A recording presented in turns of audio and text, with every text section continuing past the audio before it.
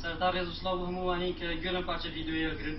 ئێمە بۆ ئەو پێنج هاوڵاتیە کوردی کە خەڵکی هەرێمی کوردستان نین، دوای لە بەرواری 25/5/2018 داخلی خاکی تورکیا بووین بە شێوەیەکی ڕسمی بەوەستی سەفەرکردن بۆ خاکی یۆنان، دواتر دەستگیر کراین لەلایەن جەندەرمەی تورکیەوە ئاودیوی دیپۆرتی خاکی سووریا کراینەوە و دوایەوە کە زانیان ئێمە عێراقین و هاوڵاتی کوردین، هەرچەندە ئەمەشمان پێ ڕاگەیاندن بەڵام ئەوان بە زۆر ئێمان دیپۆرتی خاکی سووریا کردوێتەوە. دواتر لە بەرواری 1/6/2018 دەستگیرکراوین لەلایەن هەیئەی تەحریری شام هەتاوەکو 23/6/2018 دواتر تەسلیمی هەیئەی جێشی حۆر کراوین.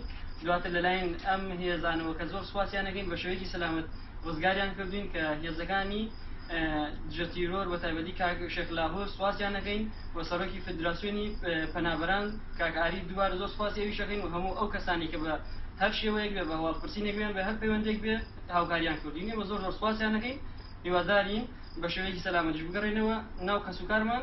ئێستا لە دەستێکی ئەمینای زۆر سواسیان نەکەین.